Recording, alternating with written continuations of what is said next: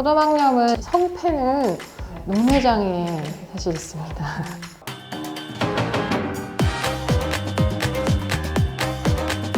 예, 안녕하세요. 카이안과 전소희입니다. 네, 안녕하세요. 저는 카이안과 김은경입니다. 저희가 오늘 같이 말씀드리려고 하는 내용은 포도막염이 있으실 때 녹내장이 발생하는 것들, 왜 생기고 어떻게 치료해야 되는 거에 대해서 조금 이제 심층적으로 말씀을 드리려고 하는데요. 녹내장은 방법이 없기 때문에 한번 나빠지시면 뭐 돌이킬 수 있는 방법이 전혀 없기 때문에 사실 우리 포도막염 치료에 있어서 가장 중요한 것은 면역학적 치료이지만 결과적으로는 녹내장을 어떻게 관리하는지가 최종 시력에 가장 중요한 영향이라고 보면 되겠습니다.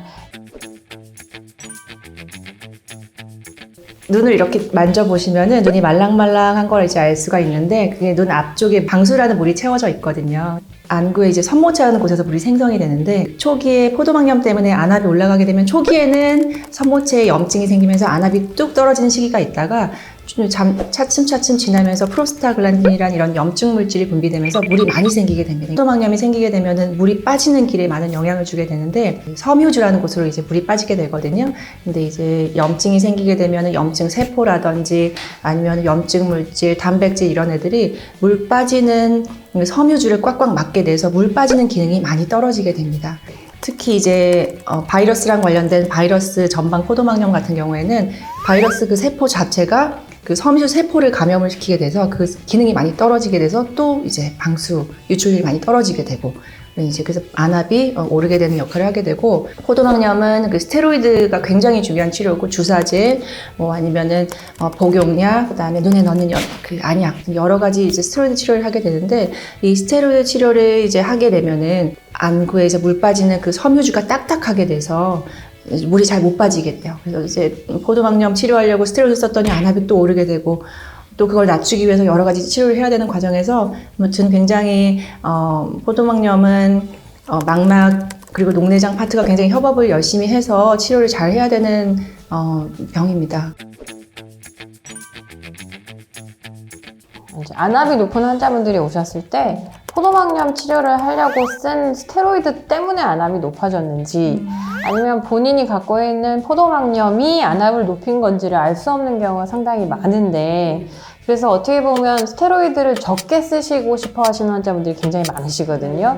그 마음은 이해가 되는데 근데 포도막염이 잡히지 않은 상태에서 스테로이드를 줄이면 병이 더 심해지실 게 거의 100%이기 때문에 그래서 이런 경우는 녹내장 쪽에서는 어떻게 생각하시나요? 그 녹내장 이제 교과서에도 나와 있는데 포도막염 녹내장의 치료의 첫 번째 원칙은 안압을 낮추는 게 아니라 염증 조절이라고 나와 있거든요. 그래서 그만큼 염증이 잡혀야지 그 다음 단계를 생각할 수가 있기 때문에 스테로이드 치료는 꼭 필요한 치료이고 그리고 이제 보통 녹내장 포도막염을 쭉 치료하다 보면은 스테로이드 쓴다고 다 압이 오르시는 건 아니거든요. 일단 녹내장은 첫 번째가 약물 치료가 원칙이고 안약을 써서 안압을 낮추고 그 다음 단계로는 보통 대부분은 그 다음 단계 수술로 넘어가기 전에 뭐 레이저라든지 아니면은 미세 녹내장 수술이라 그래서 간단한 수술이 많은데 대부분은 뭐 아메드 밸브나 섬유주 절제술 같은 그런 이제 녹내장의 마지막 단계에 있는 수술로 넘어가는 경우가 굉장히 많습니다. 예, 그래서 이제 그런 고민을 하시는 거는 맞지만 원칙적으로 스테로이드를 충분히 써서 원래 병을 잡고 결과적으로 안압이 높을 때에는 이 그 해당하는 단계에 맞춰서 녹내장 선생님께서 약을 써주시고 레이저를 해주시고 또 수술 단계까지 맞는 단계의 치료를 하는 게 정답이라고 하겠습니다. 그렇죠? 포도막염 환자 보다 보면 안압이 높아지는 포도막염이 있고 안압이 잘 높아지지 않는 포도막염이 있거든요. 그래서 일반적으로는 어떤 염증이든지 너무 오랫동안 조절이 되지 않으면 설명해 주신 것처럼 물러가는 길이 막히면서 안압이 높아지는 건 공통적인데 그거는 뭐 수술해야겠죠. 네. 그런 게 아니고 그냥 병의 특기에 병의 특성상 안압이 높아지는 포도막염들이 있는데 대표적으로 CMV 바이러스가 병이 포도막염 엄청 심하지 않은데 안압이 높아지기 때문에 오진도 많고 치료하기가 상당히 어려운데요. 그 CMV 바이러스 그 안압 높아지는 기전을 한번 좀 설명해 주세요. 이 CMV 바이러스는 그 바이러스 자체가 굉장히 독한 바이러스는 아니거든요. 우리 몸에 상재하고 있기도 하고 면역이 떨어지거나 뭐 스트레스 상황에 노출이 되거나 여러 가지 상황일 때 이제 걔네들이 더 숫자를 늘려서 감염력을 이제 높인다고 돼 있는데 거기에 굉장히 쉽게 감염이 잘 되거든요. 이런 경우에는 그냥 놓치고 넘어가게 되는 경우도 많고 그냥 안압만 낮추다가 계속 반복돼서 신경이 계속 상해 가고 그런 경우도 많고 해서 처음에 정확하게 진단을 내리고 이제 치료를 잘 하는 게 굉장히 중요하다고 생각합니다.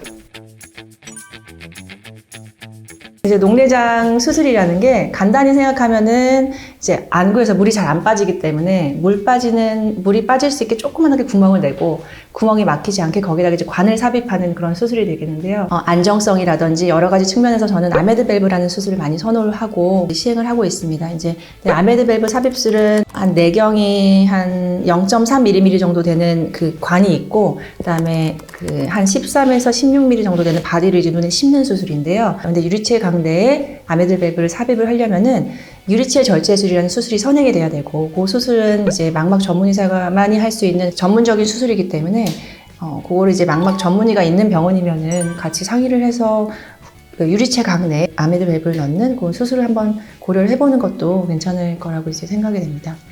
예, 그래서 이제 포도막염과 녹내장은 사실은 그 병원의 망막의사와 녹내장의사가 사이가 얼마나 좋으냐가 환자의 경과에 굉장히 큰 지대한 영향을 미치는 역할일 텐데 왜 그러냐면 똑같이 안압이 높아졌을 때 녹내장 선생님이 옆에서 든든하게 계시면 그걸 믿고 강하게 약을 쓰고 병을 확 잡아야 되고요. 망막에서 이게 얼마나 원활하게 되느냐가 환자가 이 병이 지나갔을 때 시력이 얼마나 남아있느냐를 결정하는 것 같습니다.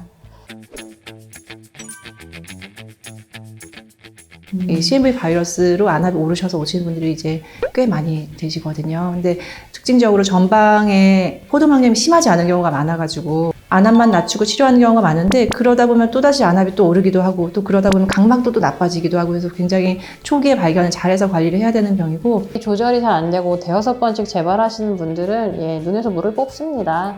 이게 염증이 계속 재발해서 나빠질 게 확실하다고 하면 눈에 아주 머리카락만한 작은 주사 바늘을 넣어서 정말 요만큼 0.01도 안 되는 물을 가지고 그 안에 바이러스가 있는지 보는 거거든요. 안 드시고 계속 나빠지면 경험적으로 써보는 거고요. 물론 재발한다 그러면 전방천자를 반복해서 바이러스가 나오는지 보고 경험적으로 약을 쓰기도 합니다. 그럼 안압이 많이 오른 시기에 천자를 하는 게 도움이 많이 되는 거겠죠? 예, 겸사겸사 도움이 뽑자마자 안압이 낮아지니까요. 안압 높아지면 굉장히 무서워하거든요. 근데 사실은 그런 경우도 있는데 잘 안 떨어지는 경우는 그냥 매일 눈에서 물을 빼서 안압을 낮춘 경우도 사실 있기는 해요. 그러니까 안압은 무조건 20일 아래로는 낮춰야 되는 게 원칙이고요. 20에서 30 초반 정도면은 치료를 전혀 하지 않은 상태여도 몇 년 정도는 사실 신경이 다 죽어버리지는 않거든요. 염증 잡는 게 제일 1번이고 나는 약을 쓰면서 적극적 치료를 하시면 되고 높은 안압은 무조건 관리하셔야 되고 안 되면 수술까지 가서라도 안압은 이제 낮춰야 되는 게 그게 이제 방법이 되겠습니다. 제 입장에서는 안압이 막 50 이렇게 나오면 약간 이렇게 되기 때문에 그게 이제 그런 면에서 녹내장 전문의가 계시는 게 굉장히 중요한 것 같아요. 녹내장 선생님들은 워낙 안압 높은 사람들만 보시기 때문에 시신경 상태랑 다 보시면서 급한 사람은 급하고 또 안 급한 사람은 안 급하고 그걸 환자한테 본인 눈 상태를 잘 알려주시는 게 제일 중요한 것 같습니다. 멀리 사시면 근처 안과라도 가셔서 안압 높은지 확인받고 안압약을 빨리 써서 내원해 주시면은 도움이 될 것 같다고 말씀 많이 드리고 있거든요. 그러니까 그만큼 이제 안압을 좀 초기에 잘 잡아주는 것도 도움이 많이 될 것 같습니다. 당연히 걱정이 되실 수밖에 없는데 요즘에는 포도막염으로 실명하는 사람은 예전처럼 그렇게 자주 보지 않고 녹내장으로 시야가 좁아지시는 경우가 거의 그렇습니다, 여러분. 그래서 포도막염 환자분들이 이게 되게 포도막염이라서 망막에서 보지만 사실 그 성패는 녹내장에 사실 있습니다. 그래서 이제 포도막염 있으시면서 안압이 높으신 경우는 반드시 녹내장 선생님한테 철저하게 타이트하게 1년에 한 번 이런 거 안 되고 타이트하게 관리를 받아주시는 게 좋을 것 같아요. 오늘은 그래서 포도막염이랑 관련된 녹내장에 대해서 저희가 같이 말씀을 드렸는데요. 다음번에는 당뇨에 대한 얘기를 준비해서 좀 오도록 하겠습니다. 네, 영창해 주셔서 감사합니다. 감사합니다.